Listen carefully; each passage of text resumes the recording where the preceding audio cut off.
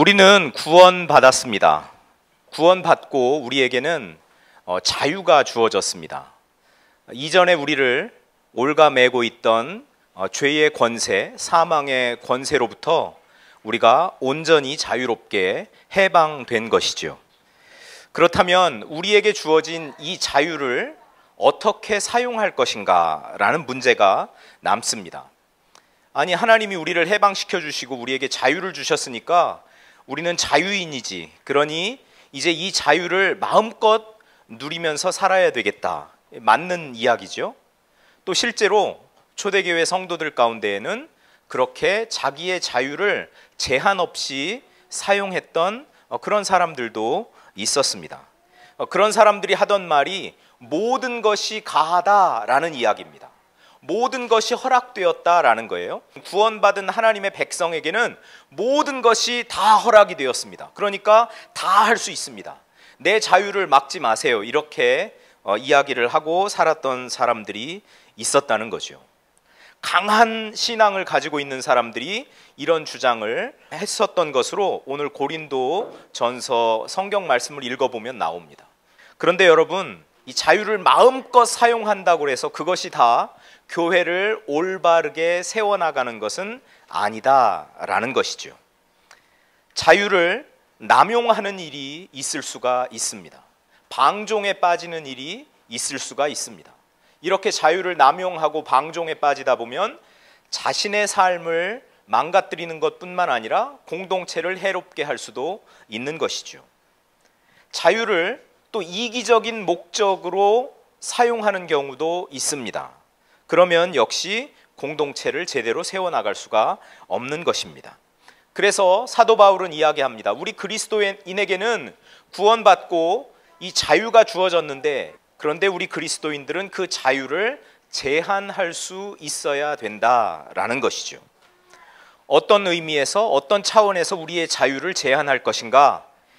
이웃의 신앙을 북돋우고 그리고 평화를 이루도록 우리의 자유를 사용해야 한다라는 것이 이 하나님 말씀의 골자입니다. 왜요? 하나님은 우리를 부르셨는데 우리 하나 그냥 잘 되고 우리 하나 구원받고 그렇게 평안한 삶을 살다가 하나님 나라 가는 것을 목표로 삼지 않았다라는 겁니다. 하나님이 우리를 부르신 것은 이웃을 섬기도록 우리를 부르셨다라는 것이에요. 그래서 오늘 본문 말씀에도 보면 33절에, 그리고 더 앞서 보면 24절에 누구든지 자기의 유익을 구하지 말고 남의 유익을 구하라, 이렇게 반복해서 이야기를 하고 있는 겁니다. 고대 사회, 지금 1세기 상황에서 우리가 이 본문에 들어가서 한번 보는 거예요. 시장에서 고기를 사왔는데 그 당시에 그 고기를 시장에서 사 먹는 고기는 대부분 다 어떤 고기라고 보면 됩니까? 우상에게 제사를 드리고 그 다음에 돌아와서 이제 그걸 팔고 뭐 이러는 그런 상황이었단 말이죠. 그렇다면 시장에서 이 가져온 고기, 이거 우상에게 드려졌던 고기인데, 우상에게 바쳐졌을지도 모르는 고기인데 이런 먹어야 되느냐 말아야 되느냐, 이런 문제가 생긴단 말이에요. 그러니까 사도 바울은 뭐라고 이야기하냐면, 지역 시장에서 가져온 그 고기가 원래 우상에게 바쳐졌을지도 모르는 그런 상황에서 그냥 문제를 제기하지 말고 먹어라. 자, 이런 상황을 우리가 한번 생각을 해볼 수 있어요. 그 음식 가림이 좀 심한 사람들이 있잖아요. 그러면 잔치에 초대를 받았는데 그 잔치를 베푼 사람한테, 자, 이 음식 이거 어디서 가져온 거예요? 그렇게 음식 하나하나마다 다 꼬치꼬치 그렇게 물으면 일단 음식도 먹을 수 없을 뿐더러 그 잔치를 준비한 사람에게 크게 실례가 되잖아요. 이런 상황들을 우리가 가정을 하고 그냥 문제를 제기하지 말고 시장에서 고기를 사왔으면 그냥 먹어라, 그리고 즐겨라. 왜냐하면 이 땅 위에 있는 그 모든 것은 다 하나님이 우리에게 주신 것이다. 하나님이 우리에게 주신 그 풍성한 선물을 마음껏 누려라 라고 바울이 이렇게 이야기를 하고 있습니다. 그러면서도 우상 숭배는 분명하게 금지하고 있는 것을 우리가 보게 되는 거죠. 우상 숭배하는 자리에 가지도 말고 그리고 누군가 이게 우상 숭배했던 그 물건입니다, 제물로 쓰였던 겁니다 라고 하면 거기는 선을 분명하게 하면서 네가 그리스도인이라는 것을 나타내라 라고 이야기를 하고 있습니다. 사도 바울이 이런 자유로운 이야기를 하는 것이 좀 놀랍지 않습니까? 사도 바울은 바리새인 중에 바리새인이라고 했습니다. 율법의 계명을 충실하게 적용하면서 살았던 사람이 사도 바울입니다. 그러면 이것은 먹어야 되는 음식인지 먹지 말아야 하는 음식인지 정한 음식인지 부정한 음식인지 뭐 누구보다도 잘 알 수 있었던 사람이 사도 바울인데 오늘 바울이 이런 파격적인 이야기를 하고 있는 것이죠. 자유롭게 먹으십시오. 그리고 누리십시오. 그러나 우상 숭배는 안 됩니다 라고 분명하게 이야기를 하면서 결론적으로 무엇을 먹든 무엇을 마시든 하나님의 영광을 위하여 하라 라고 이야기를 하고 있습니다. 그리고 그 뒤에 이야기를 보면 역시 이웃 사랑에 대한 이야기를 하고 있는 거죠. 사도 바울 말씀을 핵심적으로 보면 우리 성도들이 이 땅을 살면서 이 행동의 그 두 가지 원칙을 가지고 살아가야 되는데 그 첫 번째 원칙은 바로 하나님을 사랑하는 것이고 두 번째 원칙은 이웃을 사랑하는 것이다 라는 겁니다. 여기서 사도 바울이 하나님의 영광을 위하여 하라 라는 부분은 바로 하나님 사랑과 관련되는 말씀입니다. 나의 유익을 생각하지 말고 남의 유익을 위해서 행동하라 라는 것은 이웃 사랑을 이야기하는 겁니다. 어느 분이 잔치를 잘 배설을 했습니다. 정말 진수성찬을 차려놓고 손님을 초청했는데 손님으로 초청받은 사람이 거기 가서 아까 이야기했듯이 꼬치꼬치 따집니다. 이거 혹시 저 우상에게 제사했던 그 음식 아니에요? 이거 어디서 가져왔어요? 다 따지는 거죠. 혹시 저 이방인들이 만지던 팔던 물건 아니에요? 이렇게 따진다 그러면 그 잔치를 준비한 손님에게 얼마나 큰 신뢰가 되겠느냐, 그 손님의 그 양심에 얼마나 방해거리가 되겠느냐. 그런 식으로 살아서 나를 손님으로 초대한 그 사람에게 하나님의 복음이 들어갈 수 있겠느냐? 라고 이렇게 이야기하고 있는 겁니다. 그래서 이웃을 사랑하는 이 대원리, 그리고 하나님을 사랑하는 그 대원리 안에서 성도들이 행동을 선택하고 그 행동을 해나가야 된다라는 이야기를 하고 있는 거죠. 우리 하나님의 영광이라는 이야기를 우리는 많이 합니다. 여러분, 영광이 뭐라고 생각하십니까? 영광. 우리 영광이라고 하면 하나님의 위대하심과 신성함을 가리키는 말이고 하나님의 권능과 하나님의 완전함을 가리키는 말입니다. 우리들이 일상적으로 쓰는 말로 이것을 영광이라는 것을 표현하면 영광은 명예와 명성과 존경을 나타내는 말이죠. 하나님을 존경하는 일이냐, 하나님의 명예를 드높이는 일이냐, 더 쉽게 이것이 하나님의 기쁨이 되는 일이냐, 하나님이 즐거워하실 일이냐 라고 생각하면 영광이라는 말이 정리가 됩니다. 바울이 우리에게 너무 불가능한 요구를 하고 있는 것 아닌가요? 하나님의 영광을 위하여 하라. 모든 일을 하나님의 영광을 위하여 하라. 우리가 하는 일을 통해서 하나님의 명성이 높여져야 된다는 얘기예요. 우리가 하는 일을 통해서 하나님에 대한 존경이 나타나야 된다는 얘기고, 그리고 그렇게 함으로써 하나님이 기뻐하시고 하나님이 즐거워할 만한 그런 일들을 하라라는 거죠. 어떤 부분에서요? 먹고 마시는 일에서도, 그러니까 삶의 모든 영역에서 하나님께 영광이 되어야 된다라는 이야기를 하고 있습니다. 종교개혁자들이 5가지 핵심 원리, 우리 신앙의 핵심 원리를 이야기하고 있습니다. 한번 1번부터 한번 같이 읽어볼까요? 시작. 오직 성경, 오직 그리스도, 오직 은혜, 오직 믿음, 오직 하나님께 영광. 요 5가지 원리를 이야기하는데 우리가 요 5가지 원리를 한 문장으로 한번 정리를 해서 잘 기억을 하면 좋겠어요. 오직 성경은 뭐예요? 하나님의 구원의 계획이 오직 성경을 통해서 계시가 되었다라는 거예요. 성경을 통해서 하나님의 구원의 원리가 계시되었는데 하나님은 우리에게 은혜를 베푸시죠. 그 하나님의 그 구원의 계획이 우리에게 은혜로만 주어진다는 거예요.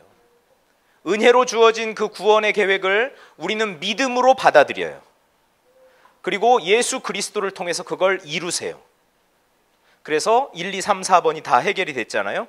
그래서 궁극적으로 그럼 무엇을 위해서 저렇게 하느냐? 무엇을 위해서 하나님이 성경에 구원의 계획을 계시하셨고, 그리고 우리에게 은혜를 내려주셨고, 그럼 우리가 그것을 믿음으로 받고 예수 그리스도를 통해서 이 구원의 계획이 이루어지게 하나님이 하셨느냐? 하나님의 영광을 위해서 그렇게 하셨다는 거예요.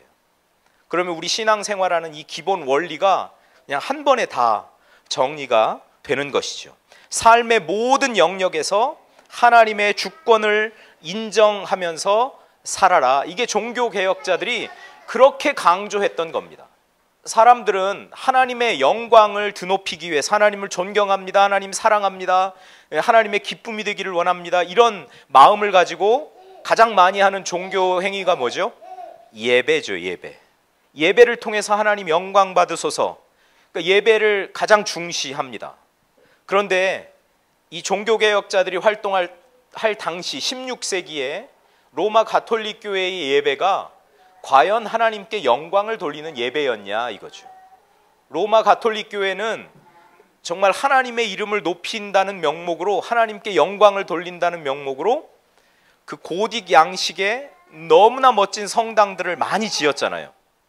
종교개혁할 당시에도 그 로마의 바티칸에 있는 그 베드로 대성당을 건축하느라고 눈에 불을 켜고 건축비를 모금하고 다녔어요. 자, 그 건축이 하나님의 영광을 위한 건축이었냐는 거죠. 여러분이 헌금함에 넣는 그 동전 하나가 떨어지면서 딸랑 소리가 나면 저 연옥에 있는 여러분의 친척, 여러분의 부모, 그 영혼이 하늘로 딱 솟구쳐 오를 겁니다. 이렇게 설교하면서 그 모금하고 다니던 이 일이 과연 그 성전 건축을 통해서 하나님의 영광을 드높이는 일이었냐요. 하나님이 진정 그 성전이 그렇게 세워지는 것을 기뻐하셨을까요? 종교개혁자들은 이 부분에 대해서 깊이 반성하면서 이제 신앙생활하는 새로운 길을 제시한 겁니다. 구원이 오직 성경을 통해서 계시되고 오직 은혜로 주어지며 우리가 믿음으로 받고 오직 예수 그리스도를 통해서만 구원이 완성된다, 이루어진다. 그리고 이 모든 구원의 과정은 궁극적으로 하나님의 영광을 위한 것이다 라는 거죠. 그러니까 오늘 말씀에서 사도 바울은 먹든지 마시든지 모든 일을 하나님의 영광을 위하여 하라라고 이야기를 하고 있는 겁니다. 하나님 사랑에 입각해서 말씀이죠. 여러분 어떻습니까? 우리가 예수 믿고 신앙생활하면서 우리가 이전에 하던 일을 다 내려놓고 나는 이제 구원받았어, 자유인이 되었어, 하나님의 백성이 되었어, 새로운 사람이 되었어. 그러니까 이제 새로운 일 해야지. 그리고 다니던 직장 때려치고 학업하던 거 내려놓고, 그리고 여러분 새로운 길을 걸어간 분 계세요?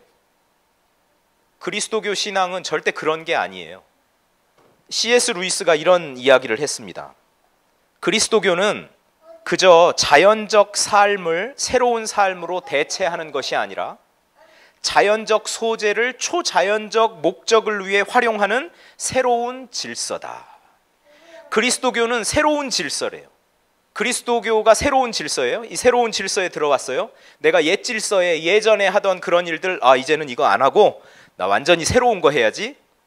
요렇게 질서를, 옛 것을 새 것으로 그냥 대체하는 것이 아니라 예전에 하던 일들, 그것이 뭐 큰 일이든 작은 일이든 뭐 남들이 볼 때 소중하게 보이는 일이든 하찮게 보이는 일이든 과거에 하던 그 자연적 소재를 초자연적 목적을 위해서, 즉 하나님의 영광을 위해서 활용하는 새로운 질서가 바로 그리스도교다라고 이야기하는 겁니다. 저와 여러분들이 다 체험하고 사는 세계가 바로 이 세계입니다. 고린도후서 5장 17절 말씀에 누구든지 그리스도 안에 있으면 그는 새로운 사람입니다. 옛 것은 지나갔고 보십시오, 이제 새 것이 되었습니다. 보라, 새 것이 되었도다. 우리가 새로운 사람이 되었답니다. 새로운 사람이 되었는데 그러면 그 전날까지 하던 거 안 합니까? 전날까지 나가던 직장 안 나갑니까? 전날까지 하던 공부 안 합니까? 전날까지 하던 일 안 합니까? 아니라는 거죠. 이제 새로운 질서 안에서 그 일들을 하는 겁니다. 새로운 질서 안에서. 그러니까 저와 여러분이 구원의 백성이 되었고 하나님이 우리에게 자유를 주셨고 이제 그 자유를 이웃을 섬기는 일에 그리고 공동체를 세우는 일에 평화를 이루는 일에 이렇게 아름답게 사용하면서 우리는 이전에 하던 일들을 열심히 할 것입니다. 그리고 섬세하게 할 것입니다. 그 이전보다 아마 더 잘하려고 애쓸 것입니다. 그렇지 않나요? 제가 신학교에서 공부할 때 한 유명한 신학 박사에게서 수업을 들었습니다. 그 신학 박사는 독일에서 공부할 때 이 신학계를 주도해 갈 만한 그런 인물로, 우리 한국 사람이었죠. 그런 인물로 평가되고 아주 논문도 호평을 받았던 그런 교수님입니다. 그러니까 제가 일반 대학에 있을 때 일반 대학에서도 막 공부하고 온 이분을 초빙을 해서 이분이 거기서 강의도 개설하고 할 정도로 전도 유망한 학자였습니다. 근데 제가 신학교에 들어가서 그분한테 배우는데 저는 너무나 실망했어요. 아, 이분이 그렇게 유명하다고? 가르치는 내용의 수준이 너무나 낮았어요. 너무나 실망했습니다. 근데 이유를 알았어요. 이분이 은혜를 받았대요. 성령의 충만함을 받았대요. 그리고 나서 본인이 대학에서 가르치는 그거는 되게 소홀히 하고 다른 거 하느라고 바쁜 거예요. 다른 거 뭐 공동체를 한다, 뭐 디아코니아, 봉사 뭘 한다 이런 거 하느라고 바쁘고 학문 연구는 소홀히 하는 겁니다. 그러니까 저는 그분한테 배우는 그 한 학기 내내 계속 이 안에 막 불평 불만이 가득했죠. 수업 들어가서 건질 수 있는 게 없으니까요. 아니 왜 새로운 질서에 사는 분이 왜 자기가 해야 하는 그 일을 성실하게 안 할까요? 교수면 학생들을 정말 아주 멋지게 가르쳐줘야 되는 것 아니겠어요? 연구하고 최고의 것으로 가르쳐줘야 되는 것 아니겠어요? 뭔가 문제가 좀 생긴 것이죠. 바르게 신앙생활하는 것이 아닙니다. 새 질서 안에서 제대로 살아가는 삶의 모습이 아닙니다. 분명하게 말씀드립니다. 은혜 받았으면 이전에 하던 일을 더 잘하게 됩니다. 하나님은 하나님의 일을 하는 사람들에게 성령의 충만함을 주셔서 그 일을 하게 하십니다. 모세가 성막 설계를 하고 이제 성막을 하나하나 지어야 되는데 그 일을 누구에게 맡겼냐면 부살렐과 오홀리압이라는 사람에게 맡겼습니다. 그런데 하나님이 이 부살렐과 오홀리압에게 무엇을 주셨어요? 하나님의 영을 부어주셨어요. 성령을 충만하게 해주셨어요. 그래서 이 부살렐과 오홀리압은 하나님의 지시에 따라서 모세가 제시한 그 설계도대로 성막을 건축을 하게 되는 거죠. 얼마나 정교한 일입니까? 얼마나 아름다운 일입니까?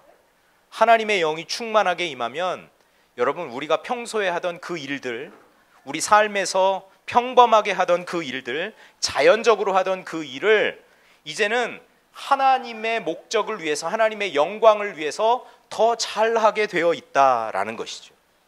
이 부분에서 한번 우리의 삶을 한번 들여다보면서 내가 혹시 그리스도인으로 산다고 하면서 교인이라고 하면서 또는 은혜 받았다고 하면서 혹시 내가 평소에 늘 하던 일들 소홀히 하는 것은 없는지 그런 부분들을 한번 잘 되짚어보고 또 반성할 거 있으면 반성하고 내가 하나님의 백성답게 새로운 질서에서 살아가는 사람답게 우리가 하는 평범한 일들을 최선을 다해서 감당하는 그런 복된 분들 다 될 수 있기를 축복합니다.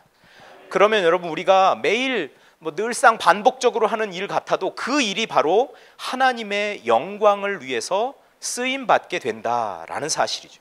그럼 하나님이 얼마나 기뻐하실까요? 그럼 하나님이 얼마나 즐거워하실까요? 우리 하나님의 영광을 생각하면서 일하는 복된 분들 되시기를 축복합니다.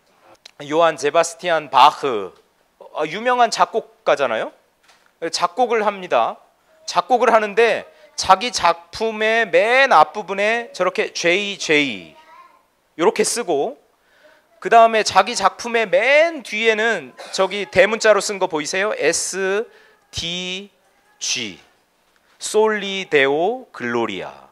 맨 마지막엔 저렇게 쓰고 맨 앞에는 JJ 이렇게 쓰는 겁니다. 이게 뭐냐면 예수 주바, 예수여 도와주소서.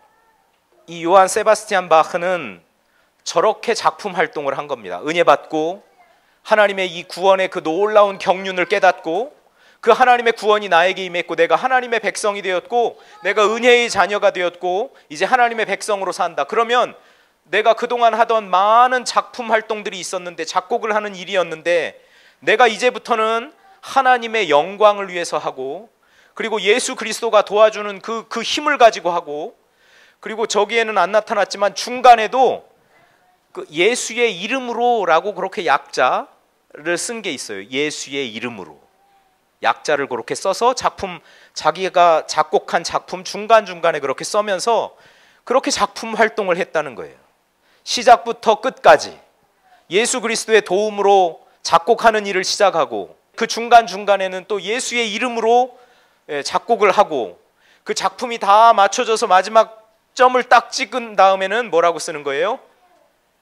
솔리 데오 글로리아, 오직 하나님께만 영광을. 여러분 얼마나 멋집니까? 우리가 우리 일상의 삶에서 하는 일이, 저는 이랬으면 좋겠어요.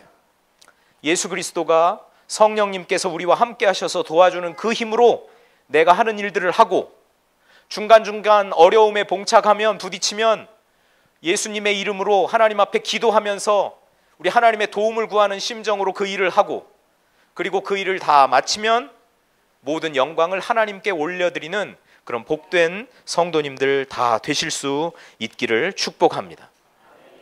하나님께 영광을, 그리고 이웃의 유익을 위하여 하나님을 사랑하는 이 대원칙과 이웃을 사랑하는 대원칙 속에서 우리 하나님께 영광을 올려드리고 우리의 삶을 더욱더 충실하게, 더욱더 아름답게, 더욱더 멋지게, 더욱더 섬세하게, 그래서 그 결과는 하나님께 영광이 되는 그런 복된 삶 사시는 우리 성도님들 다 되시기를 축복합니다.